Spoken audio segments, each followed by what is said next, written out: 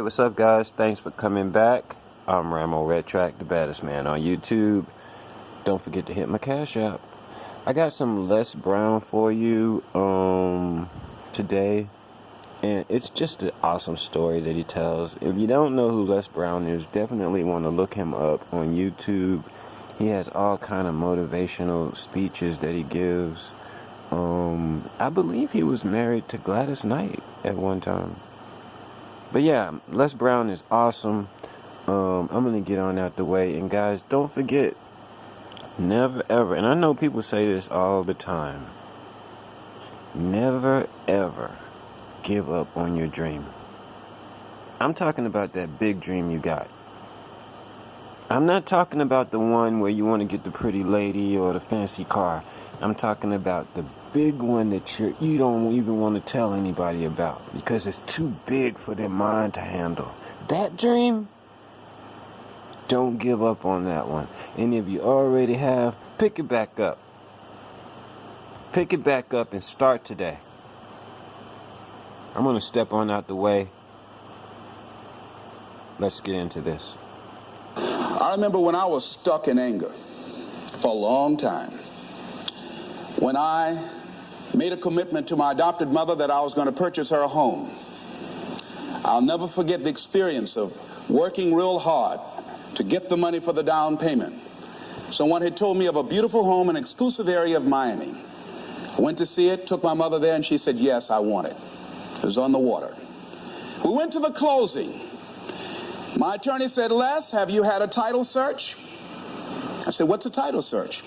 Well, we just take a couple of days to check it out and make sure there are no liens against the property that you might have to pay if you buy this home.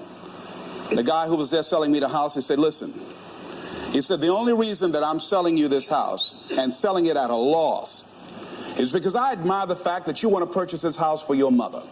I have another guy who will give me substantially more money, but I like you. And I've got to get back to Philadelphia. Now, if we cannot consummate this deal now, then the deal is off.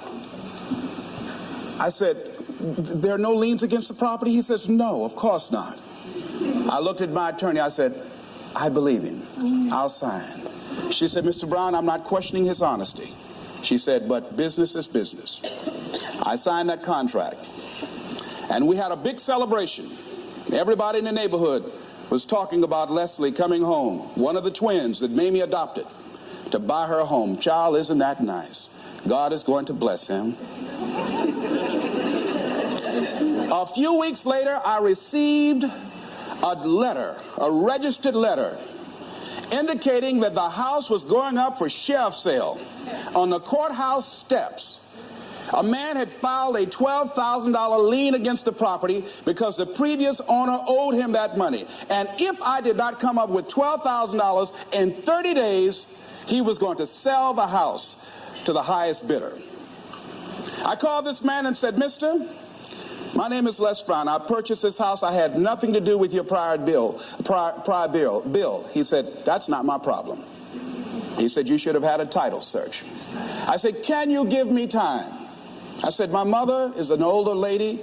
She has a bad heart. And I said, please. I said, if you just give me the time, I don't know how I'm going to do it with the house note and everything else, but I think I can pay you at least $2,000 a month, and within 6 months, somehow I will pay you your money. He said, no, I want it all in 30 days or you get out.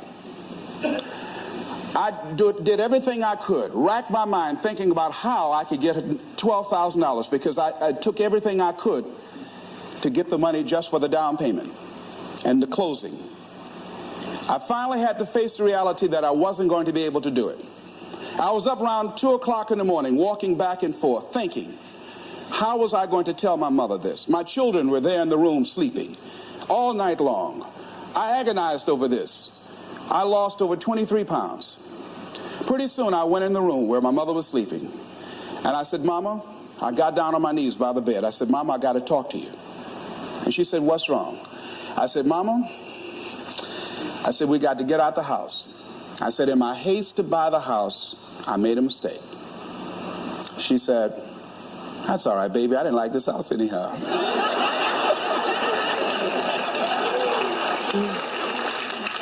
I said, Mama, you told me you loved it. I brought our friends out here to see it. She said, you know I have arthritis in my knees, and I don't like going up the steps, but I knew it made you happy. You loved it so much. I said, Mom, I've lost 23 pounds agonizing over this. Well, we had to pack up and go back to the old house down the street from Northwestern High School in Liberty City. All those neighbors who came out and saw us leave, those neighbors were there as we were coming back. We went in the house, the roaches were playing cards, saying, come on in and take a hand. I was wiped out. I was embarrassed and humiliated. Words cannot encompass the symbolism of what I felt. I remember when I was unloading the furniture and I began to cry. My sister came by. You know you didn't have any money to buy no house, Mr. Big Time. Hadn't given me a quarter. You know Mama got a bad heart now, y'all, back where you belong. As I was crying and my head down, taking furniture in, my mama said, hold your head up. I said, Mama, I just feel so bad about this, Mama. She said, hold your head up and dry your tears. You have nothing to be ashamed of. And I did, as we unloaded that furniture in that house. For several weeks, I was numb. I was immobilized with anger. If I had seen that guy, I was thinking about flying to Philadelphia. I had all kind of dreams about him. And I didn't want to hit this guy here. Hitting would have been too good for him. I just wanted to just grab him and just bite him. I just made him found him. They say, well, we found this guy just chewing on him. Beating would have been too good for him. I'd have just bit him every time he... I'd have been like a Doberman Pinscher. Yeah? The God would have said, I thought I made everything, but I don't know where this came from. I was reading a book on forgiveness. And they had a line in there that says, forgive and grow. I had to let that luggage go. You see, your mind is, you know, when you go into a service station to get gas, you don't go in there and just start pumping. When you push the lever up, it clears the previous bill. By the same token, if you want to begin to move, you've got to clear your mind of all the unnecessary luggage and baggage that's weighing us down. I couldn't move. I couldn't think about what am I going to do to get out of this situation because I was so concerned about what happened and what he did to me and how bad it was.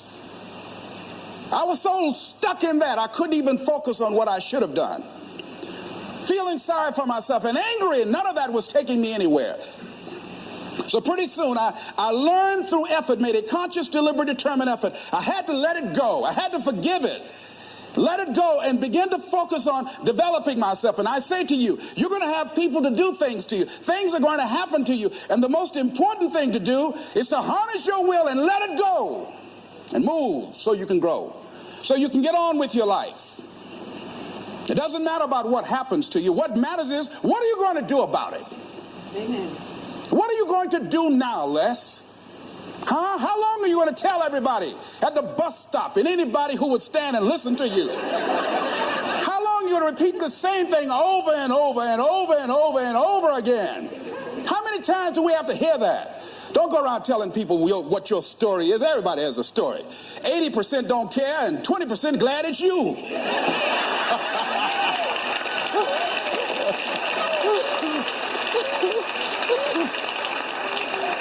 They say, I'm glad that didn't happen to me. Sometimes you think you got some problem. You hear somebody else's problem, and if their problem is real bad, it makes you feel good. Am I right? All right. So I had to let that go. All of us got stories to tell. So, ultimately, you know, he became a big success, right? And, you know, guys, like I was saying earlier, don't let people dictate how big your dream is. because that can happen so easily. I was fortunate because I was able to see success early in life, and I got that through sports. You see what I mean? The whole tennis thing that I did, becoming a professional, being playing at the U.S. Open at 17 years old in front of 30,000 people is shocking. You see what I mean? I didn't even have my parents in the stands.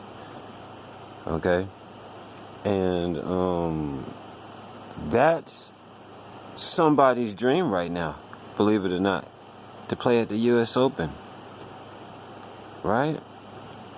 And so, for me, and there are people out here that have that dream. There are kids out here, adults out here that have that dream. They'll never ever play in the U.S. Open. They'll never get there. Now, for me to reach a goal that monumental at such an early age, what it taught me was that you can achieve anything. It can really happen. The only way I ended up at the U.S. Open was through a whole lot of hard work. I was talented, but it wouldn't have got me anywhere without the hard work. And so what I've done throughout my life is I've tried to accomplish different things that were big. You see what I mean? Like, things that nobody else thinks I can do, I go ahead on and do them. It may take me a little while, but I get there. And I'll tell you one thing that I heard once. I was listening to one of my wisdom series, and the guy was saying that as long as you're improving on your goal, then you haven't failed. Even if you fail. If you keep improving after every failure, you will succeed. I'm RAMO RETRAC, the baddest man on YouTube.